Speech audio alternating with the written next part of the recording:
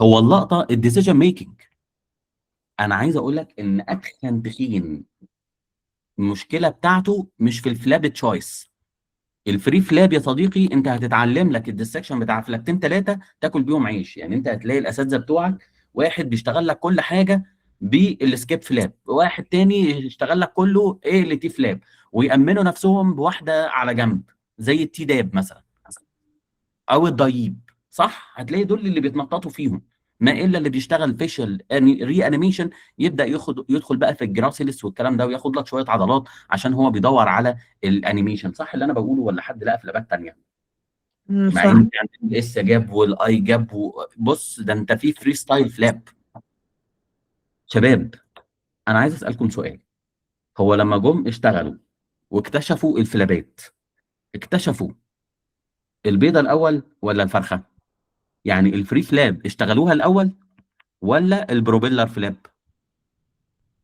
انتوا عارفين البروبيلر فلاب اللي هي مبنيه على برفوريتور دي يقوم يلفها، اكيد شفتوها او سمعتوا عنها. يس. يلا البروبيلر الاول تفتكروا ولا الفري فلاب بالمنطق كده؟ يعني انا لو قلت للدكتوره نسرين تشتغلي حاله بروبيلر فلاب ولا فري فلاب تقول لي هشتغل ايه؟ بروبيلر. على قدي وكيوت، صح كده؟ بالضبط. سيفتي مارجن. طيب تفتكري مين اكتشفوها الاول، البروبيلر ولا الفري فلاب؟ بروبيلر، لكن ايه بروبيلر. صح؟ المنطق يقول البروبيلر الاول بعد كده اشتغلوا فري فلاب. في حد يعرف يشاركنا كده في تاريخ الطب؟ في حد عنده مشاكل مع الموضوع دوت؟ دكتور مهاب انت معانا ولا ايه؟ معاك يا باشا، بروبيلر يا باشا اكيد. البروبيلر اكيد، ايوه، بدليل ان انت كنت معايا في اول البروبيلر كنت حضرتها عندنا في المستشفى وكنت معايا واقول لك صور، كنت بقول وقطعنا عيني وقطعت وجبتني البرفوريتور، عشان قطعت لك اصورها. البرفوريتور يا باشا. طيب لاول مره انا هعدي الصفحه واجيب لك نقطه. بصوا يا اصدقائي، يعني الفكره كلها، لا، هو اول فلابه اشتغلوها كانت مش البروبيلر فلاب. هتكتشف ان سنه 1972 هي اول فري فلاب اتعملت. البروبيلر فلاب كانت حديثه بعدها ب 30 سنه. او ماي جاد. يعني الفري فلاب قبل البروبيلر فلاب. المعلومه دي تهمك في ايه؟ لان انت المايند سيت بتاعك ان انت تعرف تعمل بروبيلر لانها بيديكلد فلاب، لكن الفري فلاب انت معتبرها اصعب لانها مايكروسكوبيك سيرجري. صح؟ يس. انا عارف ان انت لما هتتسال في الشفوي على تاريخ اول فري فلاب هيكون تنطيط علمي، لكن انا مش بتنطط عليك علميا. انا عايز اقول لك ان الاليفيتور موجود من زمان لان هو ده كان المنطق الطبيعي. ليه؟ الفري فلاب لعلمك اسهل من البروبيلر فلاب. اثبت. الفري فلاب انت بتاخدها على شريان تخين جدا، انت شايفه بعينيك، لدرجه ان احد الاساتذه، يعني في واقعه ان يعني نشهد بيها ان احنا حضرناها معاه، ان في احد الناس الجناير دخل على الاستاذ وهو شغال الفري فلاب، فلما دخل ولقى الجلده دي كلها ماشيه على الشريان ده بتاع الايه اللي تي اللي هو ايه، سيركمفلكس. لاترال سيركمفلكس سيركمفلكس. مربعات. فلما لقاه فقال لك هو هي دي بقى الفري فلاب اللي بتقول عليها، ما الشريان تخين اهو. طبعا مش عايزين نحكي ايه اللي حصل في النايب دوت لان الاستاذ ده قف ساعتها وعمل، ما ينفعش نقولها ماشي، لكن هي الفكره مش في كده. اوكي.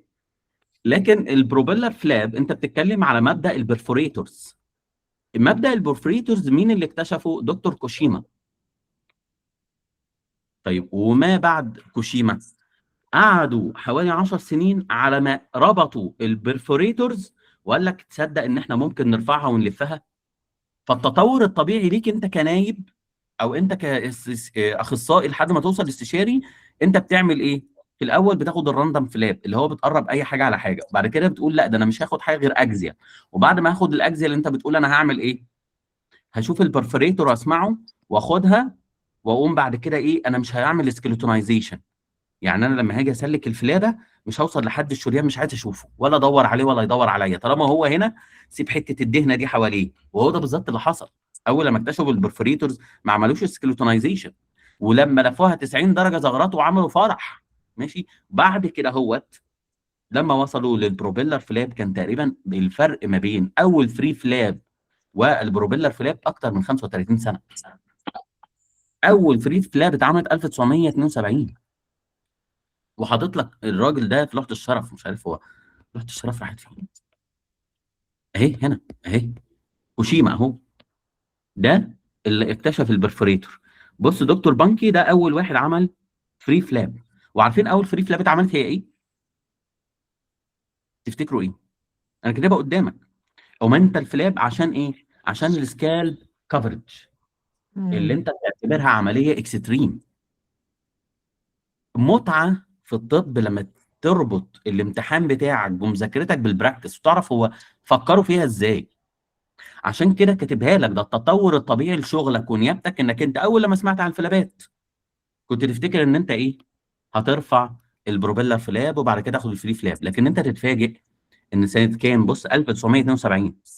حتى حاططها لك في الترتيب، انا قاصد ما حطيتهالكش فوق ليه؟ قلت انت هتفتكر ان الفري فلاب هي اللي اتعملت ايه في الاخر، اكتشفوها في الاخر. لا صديق، الميكروسكوبيك سيرجري من زمان. لكن اللقطه كلها لما جه كوشيما، وده الفازر بتاع البرفوريتور فلاب، وقال لك ان احنا ممكن نعمل ده. واول برفوريتور فلاب استخدمها كان بجاستريك ارت سكين فلاب. لما جه قال لك الانفيريور بيجاستريك ارتري ان احنا هنفصله، ان احنا من غير ما اخد الريكتس ابدومينس عشان نعمل ريكونستراكشن للفلور اوف ذا ماوس والجروين ديفكت. متخيل؟ جه دكتور هالوك راح هو بقى عمل ثوره ثانيه.